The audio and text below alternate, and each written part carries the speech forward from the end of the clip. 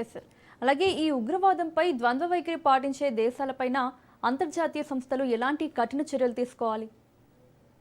ఐక్యరాజ్య సమితి ముసలిది అయిపోయింది. 80 ఏళ్ళు అయిపోయింది. 45లో మొట్టమొదటి నానాజాతి సమితి మొదటి ప్రపంచ యుద్ధంలో వచ్చింది. ఆయన తర్వాత 25 ఏళ్లకే అది పనికి రాకుండా పోయింది. రెండో ప్రపంచ యుద్ధాన్ని ఆపలేకపోయింది.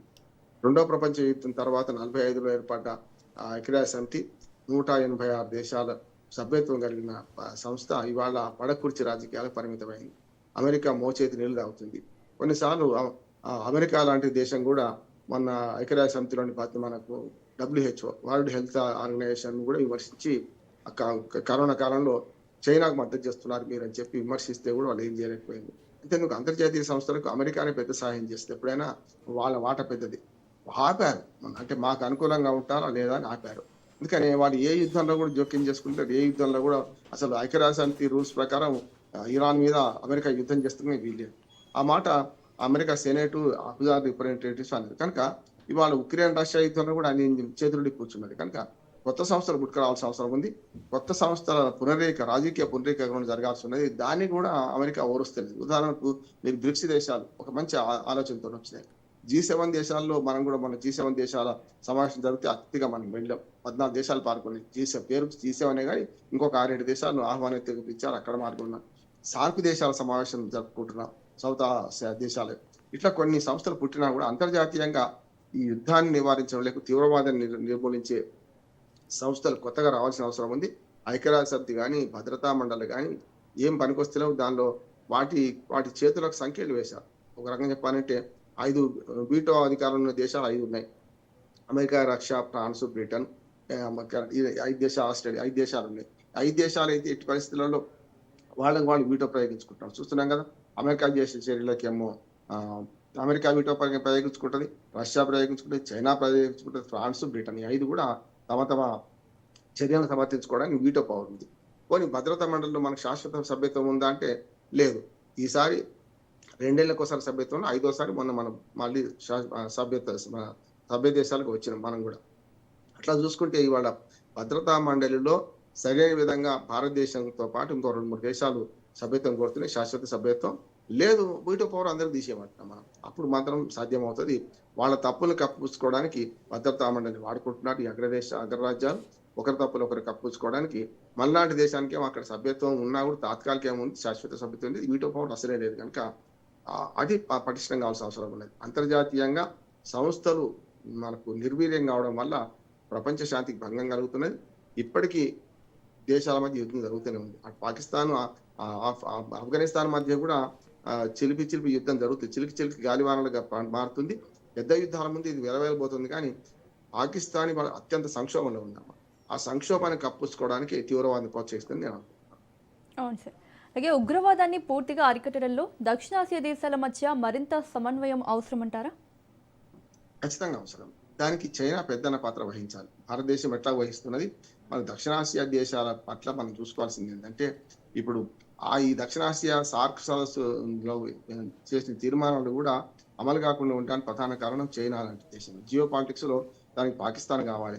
బంగ్లాదేశ్ లో ఇప్పటికే చిచ్చుబుట్టించి బంగ్లాదేశ్ ఆర్థిక పరిస్థితి నాశనం చేసింది. శ్రీలంక నాశనం చేసింది. ఆఖరికి మాల్దీవ్స్ లాంటి చిన్న దేశాన్ని కూడా చేస్తున్నది.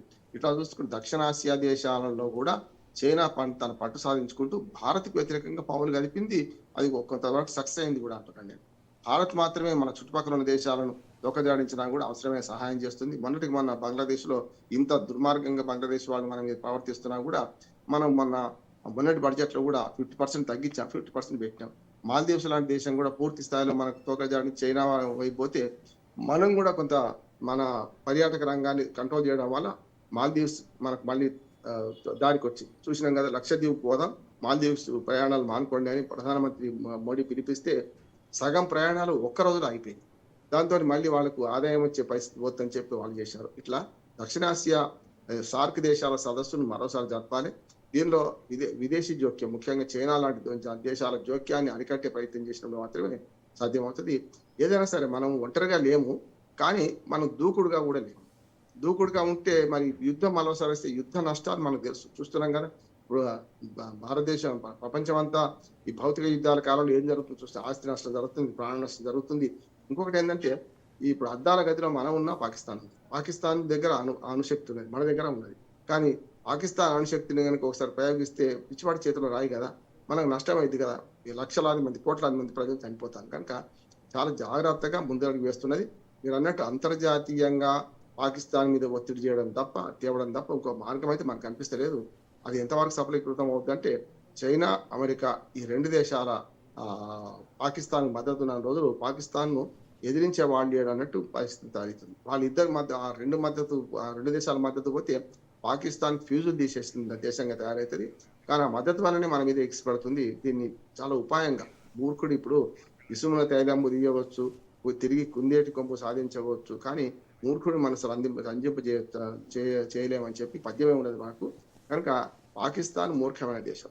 పాకిస్తాన్ ద్విజాతి సిద్ధాంతం మీద, విద్వేషాల పునాది మీద ఏర్పడ్డ దేశం. దాంతో ట్యాకిల్ చేసేటప్పుడు చాలా జాగ్రత్తగా ఉండాల్సింది. దాయాది వైరం అంతకంటే పెద్ద ఏం లేదు కదా! మన దాయాది వైరం కూడా ఉన్నది. మన దేశం నుంచి విడిపోయిన దేశం కనుక. కనుక ఇవన్నీ చూసుకొని చాలా సంయమనం పాటించి ముందుకు పోవాల్సిందే తప్ప వాళ్ళు మొరటుగా పోతేనే మనం కూడా మొరటుగా సమాధానం ఇస్తే మనమే నష్టపోతా ఉంటున్నాం. అందుకని చాలా జాగ్రత్తగా ఆలోచన చేస్తున్నా మన భారత విదేశాంగ శాఖ కానీ, రక్షణ శాఖ కానీ చాలా ఆచితూచి అడిగేస్తున్నది. అంటే ఒక సంయమనం పాటించడం పిరికితనం కాదు, వెనుకబాటు కాదు. జాగ్రత్తగా అదను చూసి కాలంబు రాగానే మనం పనిచేస్తామంటున్నా. అది జరగడానికి ఆపరేషన్ సింధూర్ మనకు మంచి ఉదాహరణ. అట్లాంటి పాకిస్తాన్ కనుక ఈ కయ్యానికి కాలు దూవుతున్నది అంటున్నాడు. నిన్ననే పాకిస్తాన్‌లో సైన్యాధికారులు చాలా మంది దుర్మార్గం ప్రకటించారు. సింధు జలాలు నిలిపివేత ఇత్యాది జరిగితే దాదాపు 30 కోట్ల మంది దీని మీద ఆధారపడి ఉన్నారు. ముఖ్యంగా మాకు మంచినీళ్ళ కొరత, సాగునీటి కొరత వచ్చింది కూడా. మేము భారత్ మీద మరోసారి యుద్ధం చేయడానికి సిద్ధంగా ఉన్నాం అంటున్నాను. తెలుసు వాళ్ళకి 65లో ఏం జరిగింది తెలుసు. Okay sir. తర్వాత 71లో ఏం జరిగింది తెలుసు. కార్గిల్ యుద్ధంలో ఏం జరిగింది తెలుసు. మొన్న ఏం జరిగింది తెలుసు. కనుక పాకిస్తాన్ ఏ యుద్ధంలో గెలవదు కూడా. మనం చాలా జాగ్రత్తగా ఆలోచించి చిన్న పామైనా పెద్ద కర్రతో కొట్టాలని ఆలోచన చేస్తున్నాం.